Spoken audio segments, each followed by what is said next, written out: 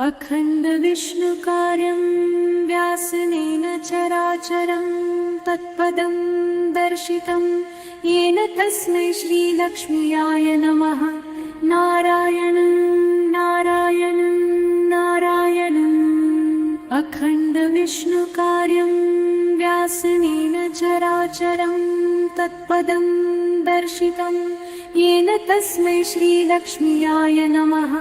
नारायणं नारायणं नारायणम्। अखण्डविष्णुकार्यं व्यासनेन चराचरं तत्पदं दर्शितं येन तस्मै श्रीलक्ष्म्याय नमः। नारायणं नारायणं नारायणम्। अखण्डविष्णुकार्यं व्यासनेन चराचरं तत्पदं दर्शितं येन तस्मै श्रीलक्ष्म्याय नमः। नारायणं नारायणं नारायणम्। अखण्डविष्णुकार्यं व्यासनेन चराचरं तत्पदं दर्शितं येन तस्मै श्रीलक्ष्म्याय नमः। नारायणं नारायणं नारायणम्। अखण्डविष्णुकार्यं व्यासनेन चराचरं तत्पदं दर्शितं येन तस्मै श्रीलक्ष्म्याय नमः। नारायणं नारायणं नारायणम्। अखण्डविष्णुकार्यं व्यासनेन चराचरं तत्पदं दर्शितं येन तस्मै श्रीलक्ष्म्याय नमः। नारायणं नारायणं नारायणम्। अखण्डविष्णुकार्यं व्यासनेन चराचरं तत्पदं दर्शितं येन तस्मै श्रीलक्ष्म्याय नमः। नारायणं नारायणं नारायणम्। अखण्डविष्णुकार्यं व्यासनेन चराचरं तत्पदं दर्शितं येन तस्मै श्रीलक्ष्म्याय नमः।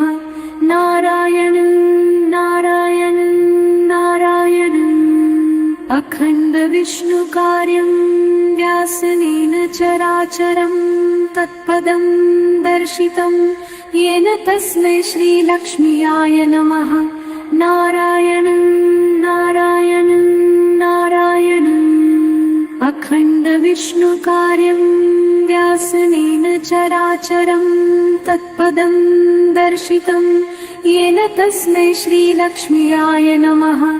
नारायणं नारायणं नारायणम्। अखण्डविष्णुकार्यं व्यासनेन चराचरं तत्पदं दर्शितं येन तस्मै श्रीलक्ष्म्याय नमः। नारायणं नारायणं नारायणम्। अखण्डविष्णुकार्यं व्यासनेन चराचरं तत्पदं दर्शितं येन तस्मै श्रीलक्ष्म्याय नमः।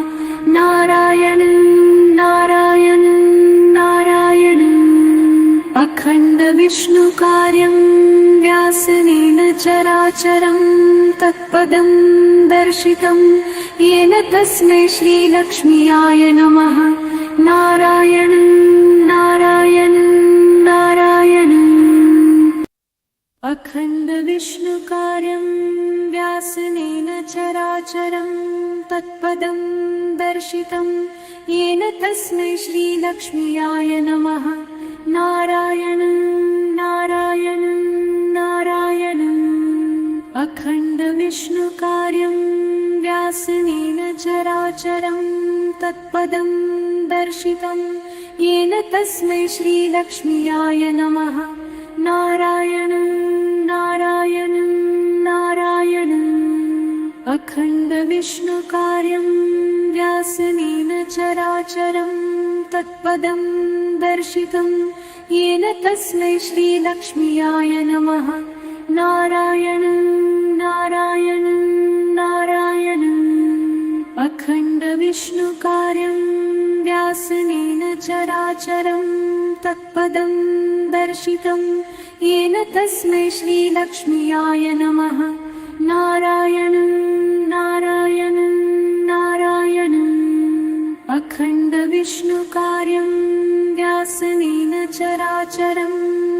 तत्पदं दर्शितं येन तस्मै श्रीलक्ष्म्याय नमः। नारायणं नारायणं नारायणम् अखण्डविष्णुकार्यं व्यासनेन चराचरं तत्पदं दर्शितं येन तस्मै श्रीलक्ष्म्याय नमः।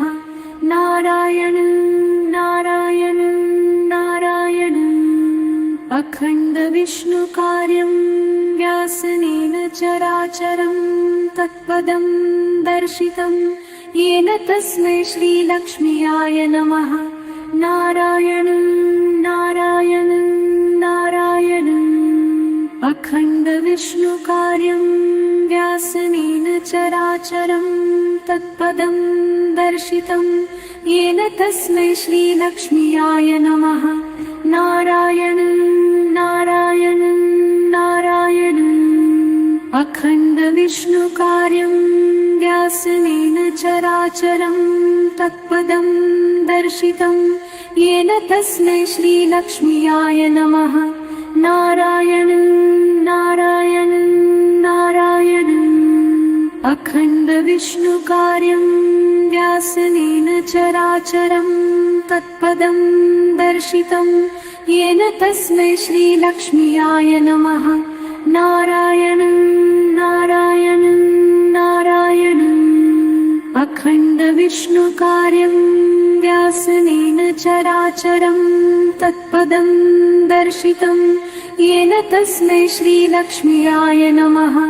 नारायणं नारायणं नारायणम् अखण्डविष्णुकार्यं व्यासनेन चराचरं तत्पदं दर्शितं येन तस्मै श्रीलक्ष्म्याय नमः।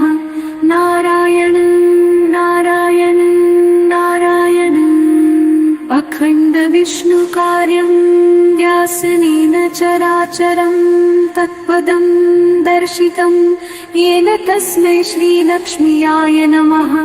नारायणं नारायणं नारायणम् अखण्डविष्णुकार्यं व्यासनेन चराचरं तत्पदं दर्शितं येन तस्मै श्रीलक्ष्म्याय नमः। नारायणं नारायणं नारायणम् अखण्डविष्णुकार्यं व्यासनेन चराचरं तत्पदं दर्शितं येन तस्मै श्रीलक्ष्म्याय नमः। नारायणं नारायणं नारायणम् अखण्डविष्णुकार्यं व्यासनेन चराचरं तत्पदं दर्शितं येन तस्मै श्रीलक्ष्म्याय नमः।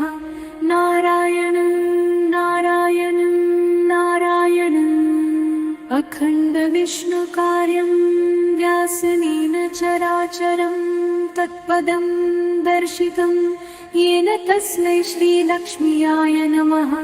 नारायणं नारायणं नारायणम् अखण्डविष्णुकार्यं व्यासनेन चराचरं तत्पदं दर्शितं येन तस्मै श्रीलक्ष्म्याय नमः। नारायणं नारायणं नारायणम् अखण्डविष्णुकार्यं व्यासनेन चराचरं तत्पदं दर्शितं येन तस्मै श्रीलक्ष्म्याय नमः। नारायणं नारायणं नारायणम् अखण्डविष्णुकार्यं व्यासनेन चराचरं तत्पदं दर्शितं येन तस्मै श्रीलक्ष्म्याय नमः। नारायणं नारायणं नारायणम् अखण्डविष्णुकार्यं व्यासनेन चराचरं तत्पदं दर्शितं येन तस्मै श्रीलक्ष्म्याय नमः। नारायणं नारायणं नारायणम् अखण्डविष्णुकार्यं व्यासनेन चराचरं तत्पदं दर्शितं येन तस्मै श्रीलक्ष्म्याय नमः। नारायणं नारायणं नारायणम् अखण्डविष्णुकार्यं व्यासनेन चराचरं तत्पदं दर्शितं येन तस्मै श्रीलक्ष्म्याय नमः। नारायणं नारायणं नारायणम्। अखण्डविष्णुकार्यं व्यासनेन चराचरं तत्पदं दर्शितं येन तस्मै श्रीलक्ष्म्याय नमः। नारायणं नारायणं नारायणम्। अखण्डविष्णुकार्यं व्यासनेन चराचरं तत्पदं दर्शितं येन तस्मै श्रीलक्ष्म्याय नमः। नारायणं नारायणं नारायणम्। अखण्डविष्णुकार्यं व्यासनेन चराचरं तत्पदं दर्शितं येन तस्मै श्रीलक्ष्म्याय नमः। नारायणं नारायणं नारायणम्। अखण्डविष्णुकार्यं व्यासनेन चराचरं तत्पदं दर्शितं येन तस्मै श्रीलक्ष्म्याय नमः। नारायणं नारायणं नारायणम्। अखण्डविष्णुकार्यं व्यासनेन चराचरं तत्पदं दर्शितं येन तस्मै श्रीलक्ष्म्याय नमः। नारायणं नारायणं नारायणम्। अखण्डविष्णुकार्यं व्यासनेन चराचरं तत्पदं दर्शितं येन तस्मै श्रीलक्ष्म्याय नमः। नारायणं नारायणं नारायणम्। अखण्डविष्णुकार्यं व्यासनेन चराचरं तत्पदं दर्शितं येन तस्मै श्रीलक्ष्म्याय नमः। नारायणं नारायणं नारायणम्। अखण्डविष्णुकार्यं व्यासनेन चराचरं तत्पदं दर्शितं येन तस्मै श्रीलक्ष्म्याय नमः। नारायणं नारायणं नारायणम्। अखण्डविष्णुकार्यं व्यासनेन चराचरं तत्पदं दर्शितं येन तस्मै श्रीलक्ष्म्याय नमः। नारायणं नारायणं नारायणम्। अखण्डविष्णुकार्यं व्यासनेन चराचरं तत्पदं दर्शितं येन तस्मै श्रीलक्ष्म्याय नमः। नारायणं नारायणं नारायणम्। अखण्डविष्णुकार्यं व्यासनेन चराचरं तत्पदं दर्शितं येन तस्मै श्रीलक्ष्म्याय नमः। नारायणं नारायणं नारायणम्। अखण्डविष्णुकार्यं व्यासनेन चराचरं तत्पदं दर्शितं येन तस्मै श्रीलक्ष्म्याय नमः। नारायणं नारायणं नारायणम्। अखण्डविष्णुकार्यं व्यासनेन चराचरं तत्पदं दर्शितं येन तस्मै श्रीलक्ष्म्याय नमः। नारायणं नारायणं नारायणम्। अखण्डविष्णुकार्यं व्यासनेन चराचरं तत्पदं दर्शितं येन तस्मै श्रीलक्ष्म्याय नमः। नारायणं नारायणं नारायणम्। अखण्डविष्णुकार्यं व्यासनेन चराचरं तत्पदं दर्शितं येन तस्मै श्रीलक्ष्म्याय नमः। नारायणं नारायणं नारायणम्। अखण्डविष्णुकार्यं व्यासनेन चराचरं तत्पदं दर्शितं येन तस्मै श्रीलक्ष्म्याय नमः। नारायणं नारायणं नारायणम्। अखण्डविष्णुकार्यं व्यासनेन चराचरं तत्पदं दर्शितं येन तस्मै श्रीलक्ष्म्याय नमः। नारायणं नारायणं नारायणं अखण्डविष्णुकार्यं व्यासनेन चराचरं तत्पदं दर्शितं येन तस्मै श्रीलक्ष्म्याय नमः।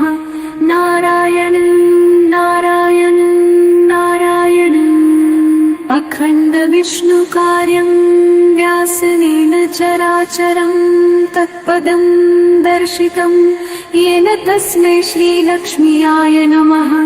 नारायणं नारायणं नारायणं अखण्डविष्णुकार्यं व्यासनेन चराचरं तत्पदं दर्शितं येन तस्मै श्रीलक्ष्म्याय नमः। नारायणं नारायणं नारायणं अखण्डविष्णुकार्यं व्यासनेन चराचरं तत्पदं दर्शितं येन तस्मै श्रीलक्ष्म्याय नमः। नारायणं नारायणं नारायणं अखण्डविष्णुकार्यं व्यासनेन चराचरं तत्पदं दर्शितं येन तस्मै श्रीलक्ष्म्याय नमः। नारायणं नारायणं नारायणं अखण्डविष्णुकार्यं व्यासनेन चराचरं तत्पदं दर्शितं येन तस्मै श्रीलक्ष्म्याय नमः।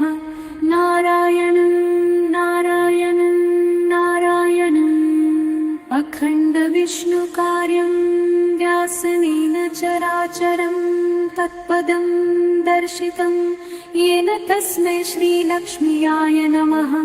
नारायणं नारायणं नारायणं अखण्डविष्णुकार्यं व्यासनेन चराचरं तत्पदं दर्शितं येन तस्मै श्रीलक्ष्म्याय नमः। नारायणं नारायणं नारायणं अखण्डविष्णुकार्यं व्यासनेन चराचरं तत्पदं दर्शितं येन तस्मै श्रीलक्ष्म्याय नमः। नारायणं नारायणं नारायणं अखण्डविष्णुकार्यं व्यासनेन चराचरं तत्पदं दर्शितं येन तस्मै श्रीलक्ष्म्याय नमः।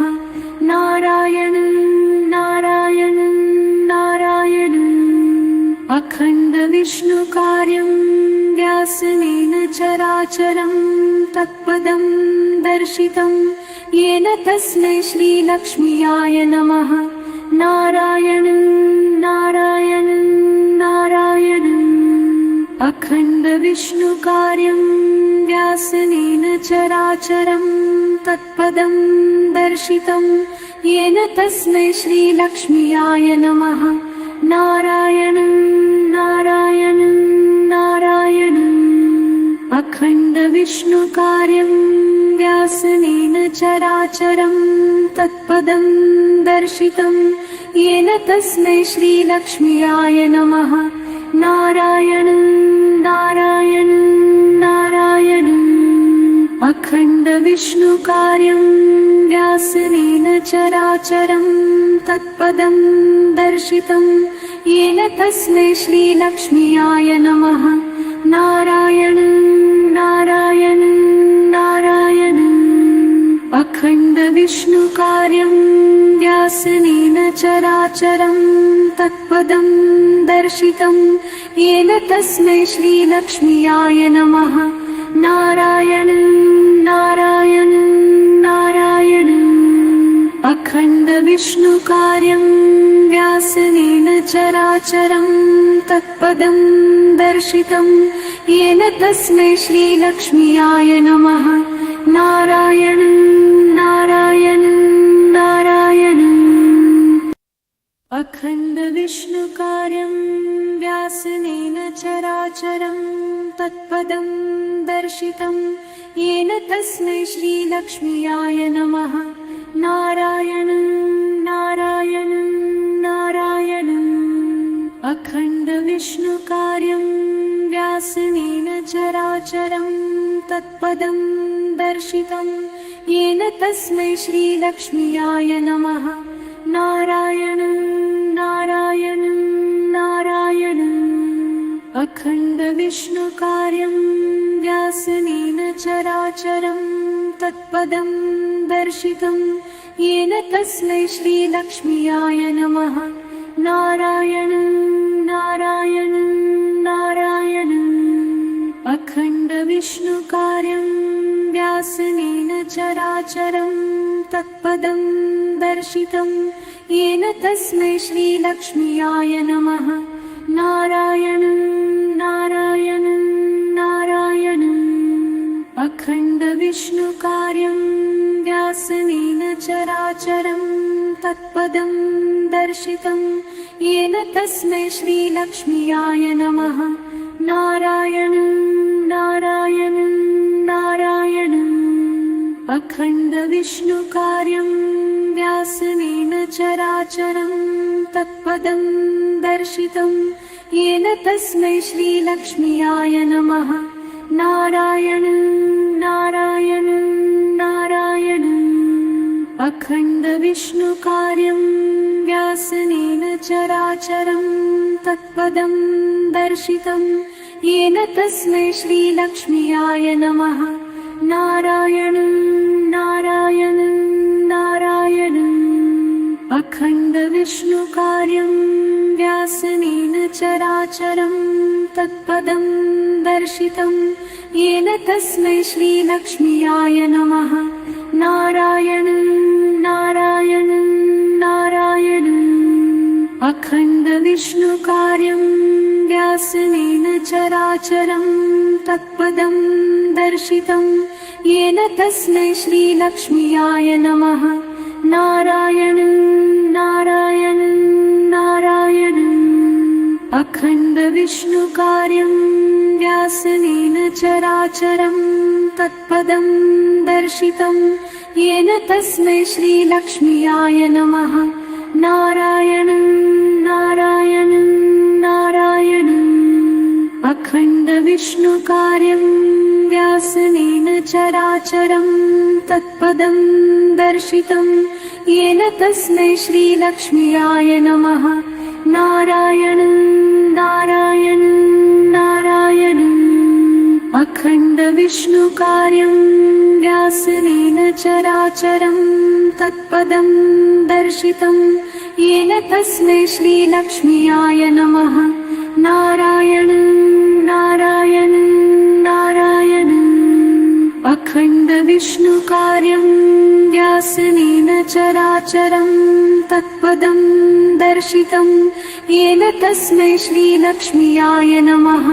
नारायणं नारायणं नारायणम् अखण्डविष्णुकार्यं व्यासनेन चराचरं तत्पदं दर्शितं येन तस्मै श्रीलक्ष्म्याय नमः।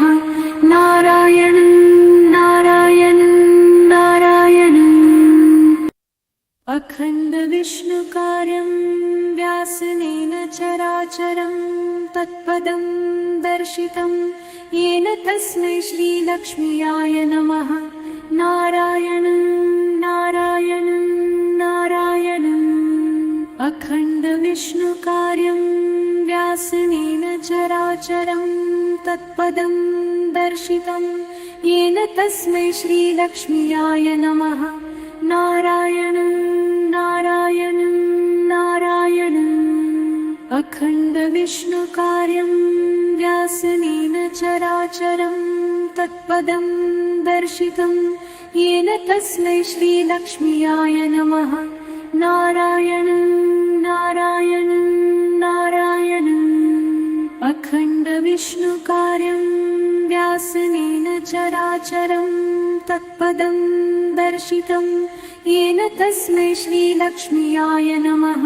नारायणं नारायणं नारायणम् अखण्डविष्णुकार्यं व्यासनेन चराचरं तत्पदं दर्शितं येन तस्मै श्रीलक्ष्म्याय नमः। नारायणं नारायणं नारायणम् अखण्डविष्णुकार्यं व्यासनेन चराचरं तत्पदं दर्शितं येन तस्मै श्रीलक्ष्म्याय नमः। नारायणं नारायणं नारायणम् अखण्डविष्णुकार्यं व्यासनेन चराचरं तत्पदं दर्शितं येन तस्मै श्रीलक्ष्म्याय नमः। नारायणं नारायणं नारायणम् अखण्डविष्णुकार्यं व्यासनेन चराचरं तत्पदं दर्शितं येन तस्मै श्रीलक्ष्म्याय नमः। नारायणं नारायणं नारायणम् अखण्डविष्णुकार्यं व्यासनेन चराचरं तत्पदं दर्शितं येन तस्मै श्रीलक्ष्म्याय नमः। नारायणं नारायणं नारायणम् अखण्डविष्णुकार्यं व्यासनेन चराचरं तत्पदं दर्शितं येन तस्मै श्रीलक्ष्म्याय नमः। नारायणं नारायणं नारायणम् अखण्डविष्णुकार्यं व्यासनेन चराचरं तत्पदं दर्शितं येन तस्मै श्रीलक्ष्म्याय नमः। नारायणं नारायणं नारायणम् अखण्डविष्णुकार्यं व्यासनेन चराचरं तत्पदं दर्शितं येन तस्मै श्रीलक्ष्म्याय नमः। नारायणं नारायणं नारायणम् अखण्डविष्णुकार्यं व्यासनेन चराचरं तत्पदं दर्शितं येन तस्मै श्रीलक्ष्म्याय नमः। नारायणं नारायणं नारायणम् अखण्डविष्णुकार्यं व्यासनेन चराचरं तत्पदं दर्शितं येन तस्मै श्रीलक्ष्म्याय नमः। नारायणं नारायणं नारायणम् अखण्डविष्णुकार्यं व्यासनेन चराचरं तत्पदं दर्शितं येन तस्मै श्रीलक्ष्म्याय नमः। नारायणं नारायणं नारायणम् अखण्डविष्णुकार्यं व्यासनेन चराचरं तत्पदं दर्शितं येन तस्मै श्रीलक्ष्म्याय नमः। नारायणं नारायणं नारायणम् अखण्डविष्णुकार्यं व्यासनेन चराचरं तत्पदं दर्शितं येन तस्मै श्रीलक्ष्म्याय नमः। नारायणं नारायणं नारायणम् अखण्डविष्णुकार्यं व्यासनेन चराचरं तत्पदं दर्शितं येन तस्मै श्रीलक्ष्म्याय नमः। नारायणं नारायणं नारायणम् अखण्डविष्णुकार्यं व्यासनेन चराचरं तत्पदं दर्शितं येन तस्मै श्रीलक्ष्म्याय नमः। नारायणं नारायणं नारायणम् अखण्डविष्णुकार्यं व्यासनेन चराचरं तत्पदं दर्शितं येन तस्मै श्रीलक्ष्म्याय नमः। नारायणं नारायणं नारायणम् अखण्डविष्णुकार्यं व्यासनेन चराचरं तत्पदं दर्शितं येन तस्मै श्रीलक्ष्म्याय नमः। नारायणं नारायणं नारायणम् अखण्डविष्णुकार्यं व्यासनेन चराचरं तत्पदं दर्शितं येन तस्मै श्रीलक्ष्म्याय नमः। नारायणं नारायणं नारायणम् अखण्डविष्णुकार्यं व्यासनेन चराचरं तत्पदं दर्शितं येन तस्मै श्रीलक्ष्म्याय नमः। नारायणं नारायणं नारायणम्। अखण्डविष्णुकार्यं व्यासेन चराचरं तत्पदं दर्शितं येन तस्मै श्रीलक्ष्म्याय नमः। नारायणं नारायणं नारायणम्। अखण्डविष्णुकार्यं व्यासेन चराचरं तत्पदं दर्शितं येन तस्मै श्रीलक्ष्म्याय नमः। नारायणं नारायणं नारायणम्।